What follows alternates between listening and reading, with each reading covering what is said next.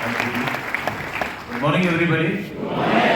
सबसे पहले I hope जैसे पीछे बैठ के मुझे बड़ा मज़ा आ रहा था आज हमारे गेस्ट स्पीकर को सुनने में, आपको भी बहुत मज़ा आया होगा, आपने भी बहुत कुछ सीखा होगा। सीखा आपने? बढ़िया। तो Saroj ji, very well done, excellent job, thank you so much. और आप यहाँ पर आके मुझे 2 इंसिडेंट आपके साथ के याद आए हैं जो मैं बाकी लोगों के साथ में शेयर करूँगा जब मैं और आप इकट्ठे काम कर रहे थे। इस बिजनेस में बहुत इम्पोर्टेंट होता है सीखना, और अच्छा अपलाइन वो होता है या ग्रेट लीडर वो होता है जो ग्रेट फॉलोअर नहीं बनाता बल्कि ग्रेट लीडर्स बनाता है। Great leader never produces great followers but great leader always produces great leaders, right? So अच्छा अपलाइन अगर आपको बनना है या इस बिजनेस में बहुत कामयाब बनना है, आपकी ड्यूटी होती है कि आप अपनी टीम को सशक्त बनाएं, मजबूत बनाएं, उनको सिखाएं। भुवनेश्वर जहाँ ये रहते हैं वहाँ से लगभग 150 किलोमीटर दूर एक शहर है बेरमपुर करके। तो वहाँ शुरू में जब हम वेस्टीज को बिल्ड कर रहे थे 2008 में, भीड़ नहीं आती थी और हॉल का भरने का तो प्रश्न नहीं होता था।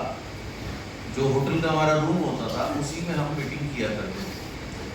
तो एक होटल में हमें होटल रूम में मीटिंग करनी थी, 10-12 लोग आए। तब तक ये 2-3 मेरी मीटिंग देख चुके थे। मैंने इनको कहा, मैंने कहा यार अभी जो मीटिंग होगी उसमें एक प्रोडक्ट के बारे में आप बताना। तो उन्होंने कहा जी मैं किसी बताऊँगा सर, मैं तो जानता नहीं। जितना आपको पता है 2-4 बार आपने सुना उतना बता देना, बस एक प्रोडक्ट बताना है, आप नोनी बता देना या स्पिरुलिना बता देना। उन्होंने कहा सर मेरे से नहीं होगा, बड़ा मुश्किल है। मैंने कहा क्यों? बोले सर आप स्पिरुलिना के बारे में बताते हो, उसमें 10 पॉइंट आप बताते हो। मैंने कहा जी। बोला अगर 10 में से मैं 5 भूल गया और 5 ही बता पाया तो मैंने कहा जिसको आप बता रहे हो उसको 5 भी नहीं बता, अगर 5 भी बता रहे हो बहुत अच्छी बात है, कोई दिक्कत नहीं है। मैंने इनको इनकरेज किया, इन्होंने बताया, और जब वो खत्म हुआ मैंने कहा यार वेरी वेल डन, याद है आपको? जी। मैंने कहा वेरी वेल डन यार, बहुत बढ़िया। थोड़ी देर बाद दोबारा से कुछ लोग आने लगे, यानी कि 1 घंटे बाद दोबारा ऐसा माहौल बना कि हमें एक मीटिंग और करनी पड़ी, 12-15 लोग फिर से इकट्ठे हुए। फिर मैंने उन्हें कहा, मैंने कहा अभी जो आपने काम किया था ना अब उसे रिपीट करना है। मेरा मतलब मैंने कहा जी आपने अभी जो प्रोडक्ट बताया था भाई वो दोबारा बता दियो। मेरा सर ठीक किया था? मैंने कहा ठीक किया था, बहुत बढ़िया किया था, दोबारा करें। उन्होंने दोबारा किया। वैसे 4-5 दिन बाद हमने उस दिन में ऐसी मीटिंग करी और शाम तक ये उस प्रोडक्ट के बारे में बताने में बिल्कुल कॉन्फिडेंट हो गए। कहने का मतलब क्या है, कोई भी व्यक्ति मार्केट फील्ड से कुछ सीख करके नहीं आता, वो सीखता है, उसमें अगर लगन होती है, लगन इनके पास थी, सिखाना मेरा काम। सो मैंने इनको सिखाया। दूसरा इंसिडेंट आपको सुनाता हूँ। बेरमपुर से भुवनेश्वर जहाँ रहते हैं वहाँ से एक सिटी पड़ती है अंगुलका, कितना दूर होगा? 150 किलोमीटर दूर। हम दोबारा से एक शहर में गए CNT करने के लिए। इस बार हॉल बुक था और मैं और मेरे डाउनलाइन जो भी इनके अपलाइन थे, सुदर्शन मोदी जी, वो और ये, हम तीनों लोग पहुँचे। हॉल बुक था, लगभग 100-150 सीटें वीटें लगी हुई थी। और ये सुबह गर्मियों का समय था, ट्रैवल करके गए थे, तो मैं हाफ निक्कर में था और टी-शर्ट में था। तो मैंने पूछा, मैंने कहा भाई कितने बजे का टाइम है? बोला सर 11 बजे का। लगभग 11 बज गए थे। मैंने कहा चलो जब ठीक है, मैंने कहा जब लोग आ जाएँ तो मुझे बता दियो, मैं चेंज कर लूँगा, मैं रेस्टोरेंट में जा रहा हूँ, मैंने सुबह से कुछ खाया नहीं है। 11:30 बज गए। मैंने देखा कि कोई नहीं आया, एक आध आदमी आया हुआ है। 12 बज गए, कोई नहीं आया, एक आध आदमी बैठा हुआ है। मैंने कहा देख 11 बजे का टाइम था, 12 बज गए, मुझे नहीं लगता आपको कोई आएगा। अब ये जो 2-3 लोग हैं यही हैं, अब इनके लिए मैं तो चेंज करूँगा नहीं, अब इनकी मीटिंग तेरे को करनी है। सर वो होटल की बात और थी, यहाँ तो इतना बड़ा हॉल है।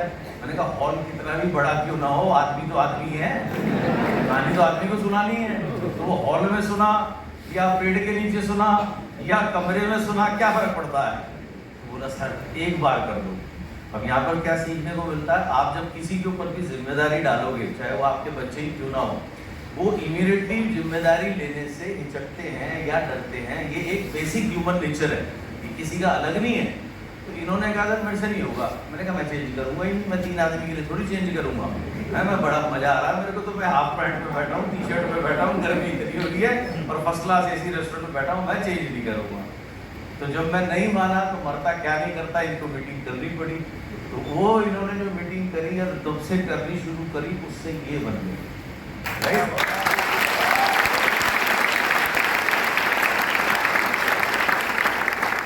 ज़्यादातर लोग क्या गलती करते हैं, वो सोचते हैं कि मैं अगर अपलाइन हूँ और ये मेरे डाउनलाइन है, हम दोनों मिलकर काम कर रहे हैं, तो मेरा काम है इनके लिए टीम बनाना। नहीं, मेरा काम इनके लिए टीम बनाना नहीं है, क्योंकि मैं इनके लिए हमेशा इनके साथ तो रह नहीं सकता, तो मैं कब तक इनके लिए टीम बनाऊंगा। और अगर मैं बना भी दूंगा, वो उसके बाद जब मैं वापस घर जाऊंगा, उसे संभालेगा कौन, आगे वो कैसे डेवलप होगी। तो मेरा मुख्य काम है इनको सिखाना, ओके। now ज़्यादातर लोग ये क्यों नहीं करते, क्योंकि वो ऑपरेट करते हैं फियर ऑफ लॉस के ऊपर। फियर ऑफ लॉस क्या होता है, यार अगर मैं मीटिंग करूंगा ना तो मैं साइन अप कर दूंगा, ये अभी नया है, ये गधा है, ये कुछ नहीं कर पाएगा, यार मेरे को खुद करनी चाहिए। तो ये आज गधा है, सत्य है, लेकिन ये हमेशा गधा रहेगा, क्योंकि उससे बड़ा गधा मैं हूँ। समझ में आता आपको भाई। सो मेरा काम है उसको एजुकेट करना। एंड मुद्दा ये है ही नहीं कि एक आदमी साइन अप करे या 2 आदमी साइन अप करे। साइन अप हो बहुत अच्छी बात है, नहीं हो कोई फर्क नहीं पड़ता। मुद्दा ये है उसे आपने सिखाना है, ओके। अंग्रेजी में एक कहावत है कि give a man a fish feeding for a day, teach him how to fish feeding for life. अर्थात यदि आप किसी को एक बार की मछली देते हैं, आपने एक मछली खाने के लिए दे दी, तो ये आपने उसकी एक बार के भोजन का प्रबंध कर दिया। लेकिन यदि आपने उसको मछली pकड़ना सिखा दिया, तो आपने क्या किया, आजीवन उसके भोजन का प्रबंध कर दिया, राइट। तो कभी भी फियर ऑफ लॉस, कभी भी फियर ऑफ लॉस में ऑपरेट मत करिए। आज मीटिंग करेगा, पहली बार करेगा, 100 गलतियां करेगा, करने दीजिए। दूसरी करेगा, 2 गलतियां कम करेगा, 98 करेगा, कोई दिक्कत नहीं है। तीसरी करेगा, 95 गलती करेगा, यार 3 और कम कर लेगा। चौथी करेगा, 10 गलती करेगा, 90 गलती करेगा, 10 तो ठीक करेगा।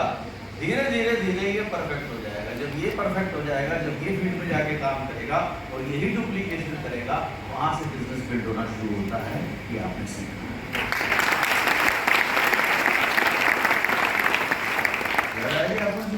कुछ बोलना चाहेंगे इस बारे में? सर का सब तो ऐसे ही बहुत अनगुल का सबसे दुख लगा कि सर को इतने दूर से लेके हम लोग 4 लोग टोटल थे, और सर ने ऐसी टाइम पे हमने मौका दिया ताकि हमारे पास कोई ऑप्शन नहीं था, करना ही करना। और सबसे इम्पोर्टेंट जब सर ने बोले कि मैं अब पॉइंट में बोल रहा था सरेंडर, आज भी मैंने कह रहा था सर अगर मुझे मारेगी भी ना तब भी मेरा मन में कोई नहीं है। मैं कभी कोई बोलता हूँ सर, कभी गुस्सा आएंगे तब भी अच्छा लगता है। तो ये सर का ब्लेसिंग आज की बदौलत आज मैं जो बंदा कहाँ था आज कहाँ पहुँच गया।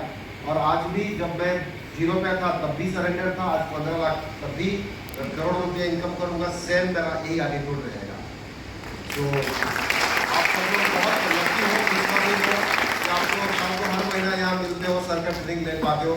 हम लोग तो बेसब्री से सर के इंतजार करते हैं कब सर को कभी दर्शन मिल पाएंगे, उतने हमारे लिए बहुत बड़ी बात होगा। So thank you so much sir, आपने इतना आज यहाँ तक पहुँच रहे थे। मैम भी thank you so much. Thank you. मुझे बड़ा मज़ा आया, बड़ा आनंद आया आपको सुनने में। मैं पीछे से बैठ के सुन रहा था कि बेटा आप ऐसी तरक्की करते रहें, बहुत आप आगे जाएं। चलिए, दूसरा एक चीज़ मैंने नोटिस करी जब मैं आया आज, तो मैं पीछे सीढ़ियाँ चढ़ रहा था, तो मैंने कुछ पौधे देखे और इमीडिएटली मेरे साथ में 2 लोग थे, उनसे मैंने सवाल किया। वो सवाल मैं आपसे पूछता हूँ कि कोई भी पौधा कहाँ उगता है? जी, जमीन पे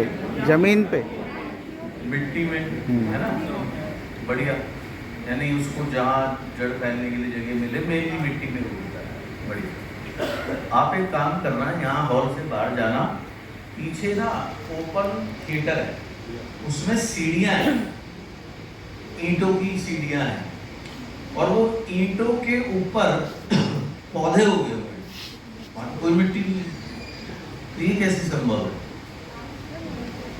हाँ जी, कैसे संभव है? उन पौधों के अंदर इतनी ज्यादा ललक थी बाहर आने की, जीवन को जीने की, कि ईंट भी उन्हें नहीं रोक पाई।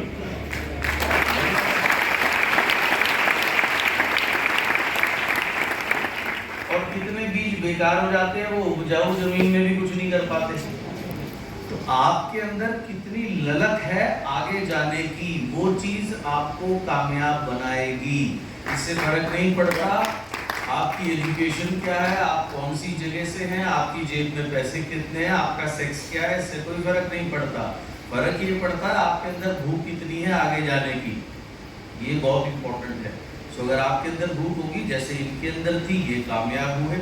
अन्य लोगों को आपने स्टेज पे सुना, उन सबके अंदर एक चीज कॉमन मिलेगी आपको, उन सबके अंदर भूख थी कुछ बनने की, कुछ हासिल करने की। एंड ये वो चीज है जिसके ऊपर किसी का बर्थ राइट नहीं है, ये ऊपर वाला सबको देता है। जो इसको डेवलप कर लेता है वो ऑटोमेटिकली कुछ भी बन सकता है। और आप सब लोग, हम सब लोग बहुत लकी है, हमें ऐसा प्लेटफॉर्म मिला है जिसके ऊपर हम अपने आप को जितना मर्जी चाहें उतना डेवलप कर सकते हैं। एंड लास्टली एक चीज़ और बोलना चाहूँगा, एक अच्छी न्यूज़ है। जितने भी लोग यहाँ पर आते हैं, तो मेरे पास क्यों आ रहा है?